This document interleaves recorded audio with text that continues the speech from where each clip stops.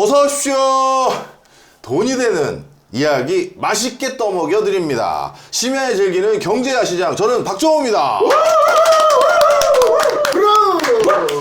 제가요 일부러 힘을 내고 있는 이유가 있습니다. 저는 비트코인을 못 샀어요.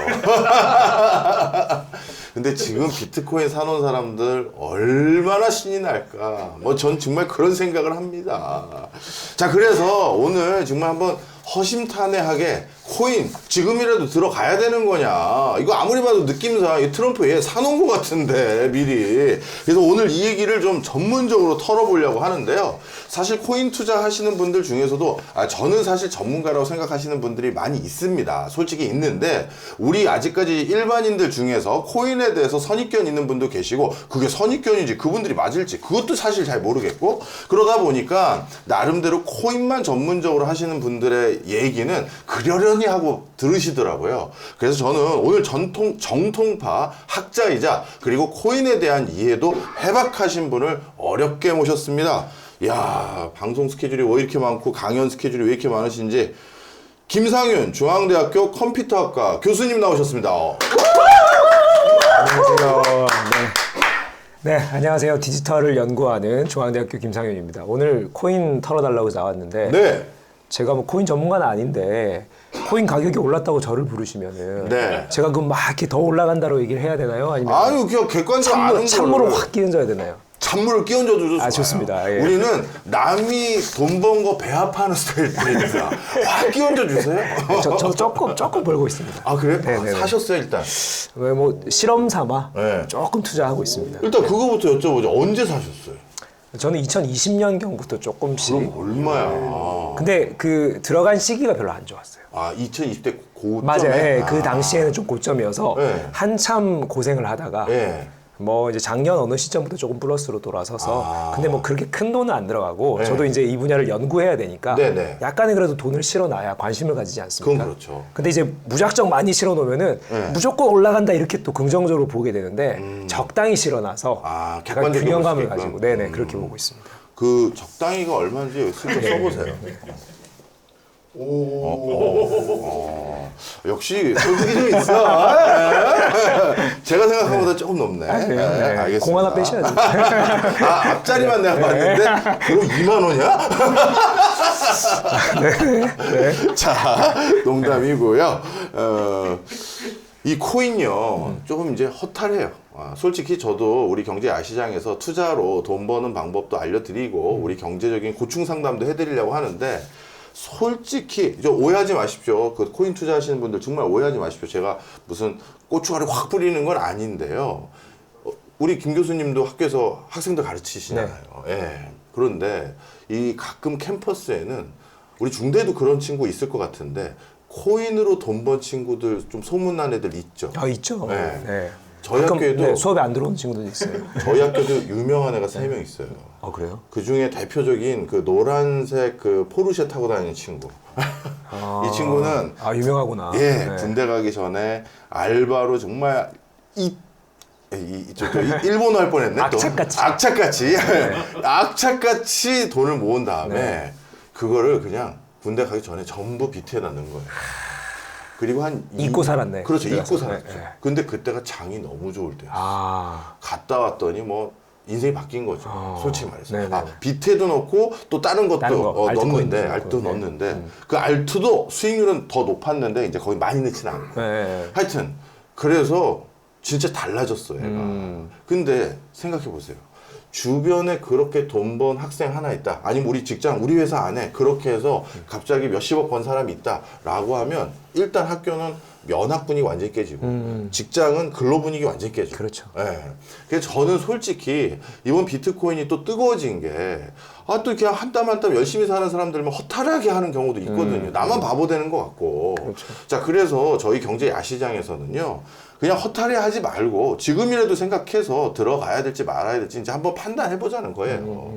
자, 그래서 오늘은 코인만 얘기하고 코인 쪽에 업을 하고 계신 준 전문가들 말고 교수님을 모신 이유가 바로 그런 맥락인데요. 비전문가, 코인 비전문가? 아니, 코인 전문가긴 하죠. 솔직히 뒤에서 블록체인 기반으로 많은 말씀 해주시잖아요.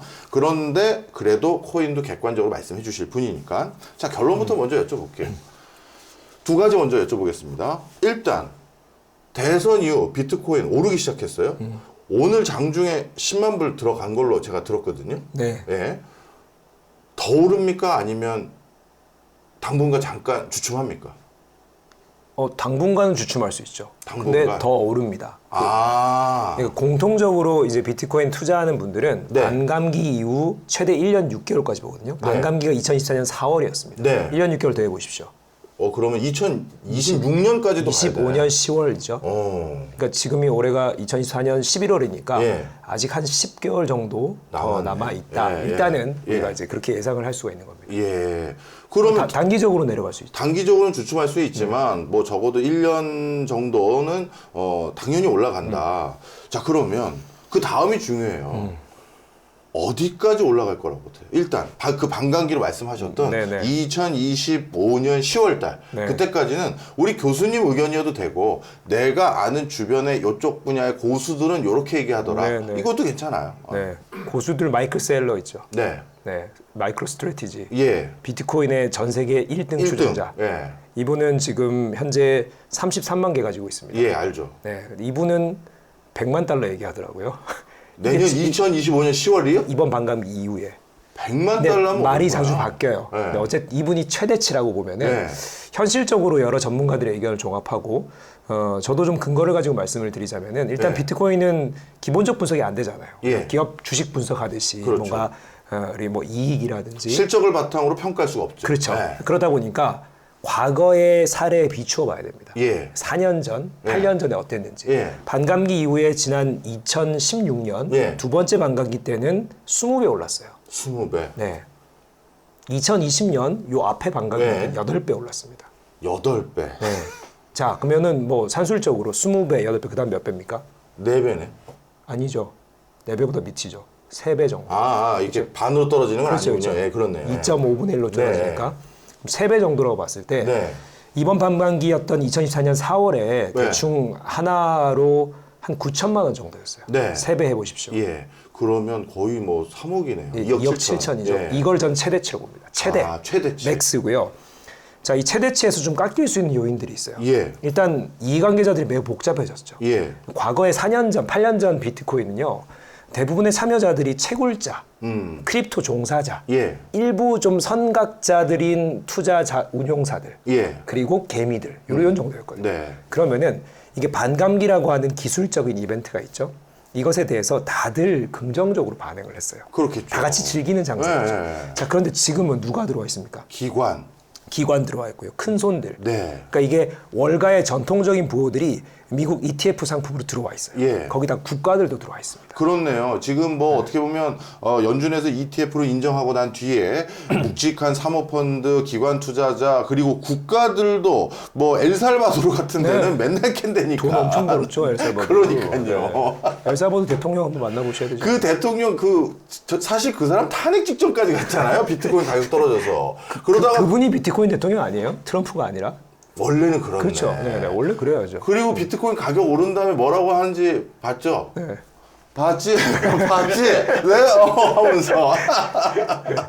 그러니까 이렇게 이해관계자들이 복잡해지니까 그렇네. 네. 변수가 생기는 거죠. 네. 이들이 보세요.